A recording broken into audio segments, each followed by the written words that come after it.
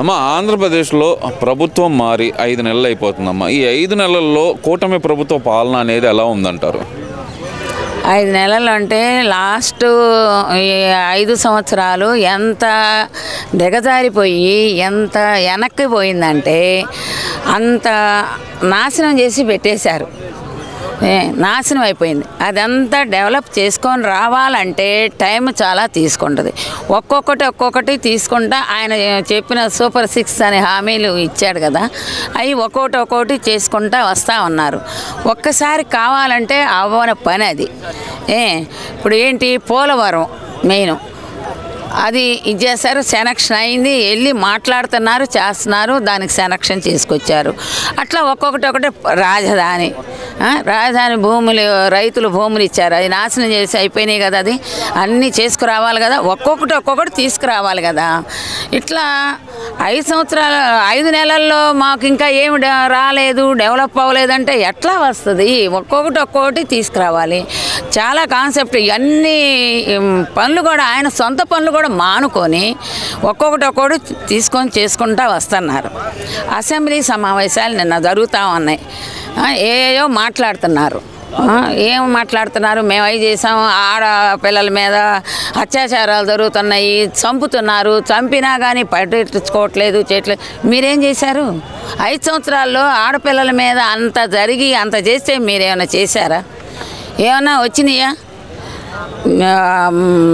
ముఖ్యమంత్రి ఇంటి దగ్గరే కదా జరిగింది కూడా, ఇంటి దగ్గర జరిగింది కదా. ఏమన్నా పట్టించుకొని చేసిందా హోంమంత్రి? కానీ మరి ఏమైనా చేసిందా? ఇప్పుడు వచ్చిన హోంమంత్రి ఎంత ఇది చేస్తామన్నారు వాళ్ళు. అన్నీ ఒకసారి కావాలంటే కావండి.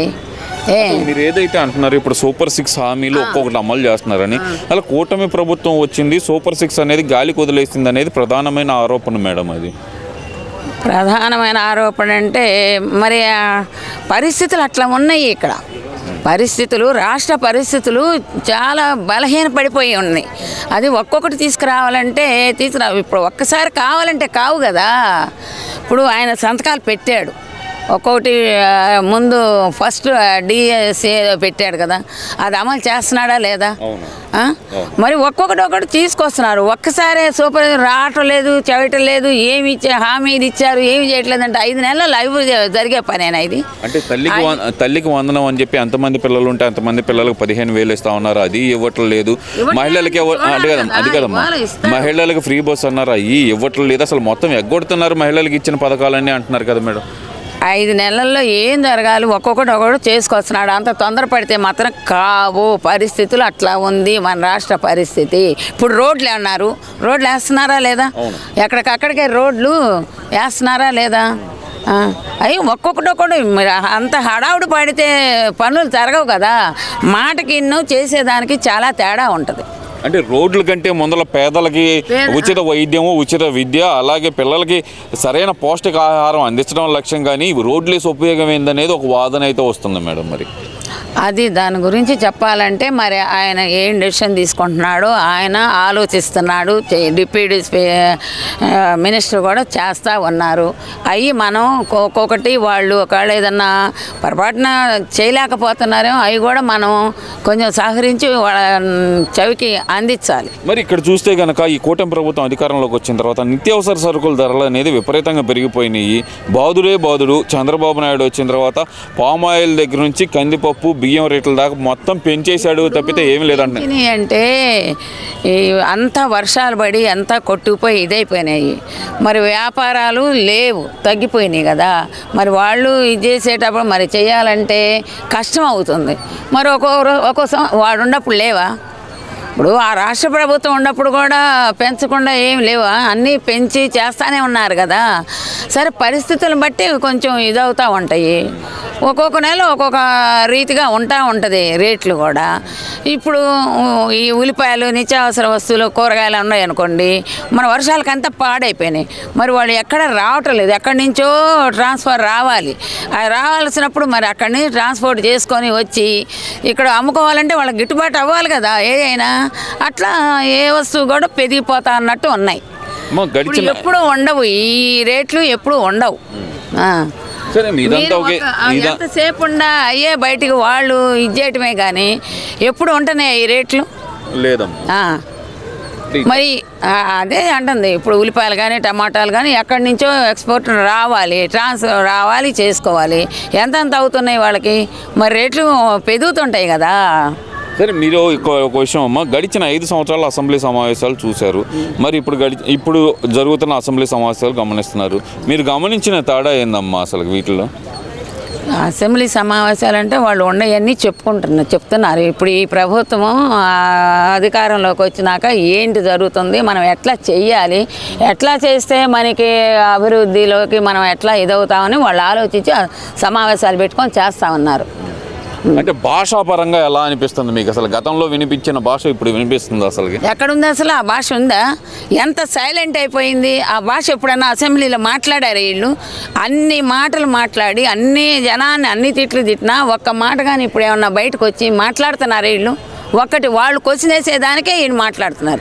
నిన్న జరుగుతుంది బొత్స అని వాళ్ళు మాట్లాడుతూ ఉన్నారు ఏదో విషయాలు. మాట్లాడేటప్పుడు కొంచెం వ్యవసాయ శాఖ మంత్రి అచ్చెన్నాయుడు గారికి కొంచెం కోపం వచ్చింది, కొంచెం మాట్లాడారు. వాళ్ళు చేసిన దాని మీద వాళ్ళు మాట్లాడిన మాటలు చాలా తక్కువ, వీళ్ళు మాట్లాడటం కూడా. ప్యాలెస్ ఏమంటారు దాని గురించి మీరు? రిషికొండ ప్యాలెస్ ఏం చేయాలో ఆయనకే అర్థం కావట్లేదు. అన్ని కోట్లు పెట్టి కట్టారు. ఫోటోలు చూశాను మంచి. అక్కడ అసలు ఏంటో అది ఆ ప్యాలెస్ అతని కోసమే కట్టుకున్నాడు. అదేమంటే గెస్ట్లు వస్తారు, ప్రధానమంత్రులు వాళ్ళు వీళ్ళు వస్తున్నారని కట్టామన్నారు, కానీ అది కాదు, అంత అవసరం లేదు. అది వాళ్ళు విలాసాల కోసం దీనికోసం ఎంజాయ్ చేయడానికి అతను కట్టుకున్నాడు, అంత అవసరం లేదు. మరి అలాగే చూస్తే కనుక ఇంటి చుట్టూతా బారికేడ్ కోసం 13 కోట్లు ఖర్చు పెట్టాడు. రంగులు కూడా అట్లానే వేయటం తీయటం చేయటం చేశాడు కదా. ఎన్ని ప్రజల సొమ్మే కదంతా వృధా చేశాడు. ప్రజల సొమ్ము బాగా వృధా చేశాడు, ప్రజల మీద వేసి అదంతా వృధాయే కదా.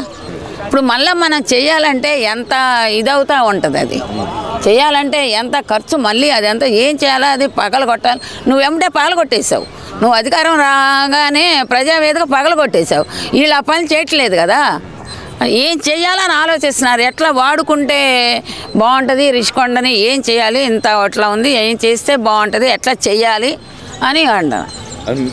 చూస్తే కనుక మొన్నటి వరకు చెప్పింది ఏంటంటే కనుక అది విల్లాస్ కోసం, అంటే విల్లాస్ అని అన్నారు. ఇప్పుడు చూస్తే కనుక విలాసవంతమైన ప్యాలెస్ కానీ వచ్చింది అక్కడ. ఆ 2 మాటల మధ్య మీరు గమనించిన తేడా ఎలా ఉందంటారు అసలు? అది నిజమే. అతను ఆధ్వర్యం కట్టుకున్న అధికారంలో ఉన్నప్పుడు కట్టాడుగా, విలాసాల కోసమే కట్టి ఉన్నట్టు ఉంది అది. మరి అలాంటి ప్యాలెస్ అనేది ఒక ముఖ్యమంత్రికి అవసరం అంటారా? అది అవసరం లేదు, కావాలని కట్టుకున్నాడు అతను. ఎలా మేడం, ప్రజల సొమ్ముతో ఎలా అంటారు? ప్రజల సొమ్ముతోటే కట్టాడు. ఎలా ఉంది, ప్రజల సొమ్ము అంతా దోసేశాడు కదా, కోట్లు మరి కట్టాడు. అతను ఏముంది, ప్రభుత్వం సొమ్ము అంతా తానే ఇచ్చేసాడు కదా. ఏం ఖర్చు పెట్టి ఏం చేశాడు అతను? పేదలకు మంచి చేశాను నేను, మహిళలకు రక్షణ కల్పించాను అంటే ఏం రక్షణ కల్పించాడు? ఇంటి ముందేనే, ముఖ్యమంత్రి ఇంటి ముందేనే చనిపోయి ఇది చేసింది. ఏమైనా పట్టించుకున్నారా, ఏం చేశారా? దిశ చట్టం అన్న అది పెట్టి తీసేశారు, బ్రహ్మాండంగా బాగా డెవలప్ అయినాయి, అవన్నీ తీసేశారన్న. ఏం చేశారు? దిశ చట్టం పెట్టి ఏం చేశారు? ఏమైనా జరిగినాయి అక్కడేమన్నా? వాళ్ళంత అరాచకాలు వీళ్ళేమీ ఇచ్చేయలేదు. వాళ్ళు చేసిన ఇప్పుడు ఈ ప్రభుత్వం, ఈ కూటమి ప్రభుత్వం నిదానంగా చూసి ఎట్లా చేయాలి అని ఆలోచించి చేస్తూ ఉన్నారు వీళ్ళు. వాళ్ళు చేసినట్టు మన వాళ్ళు ఏం చేయట్లేదు. Okay, thank you. ఓకే.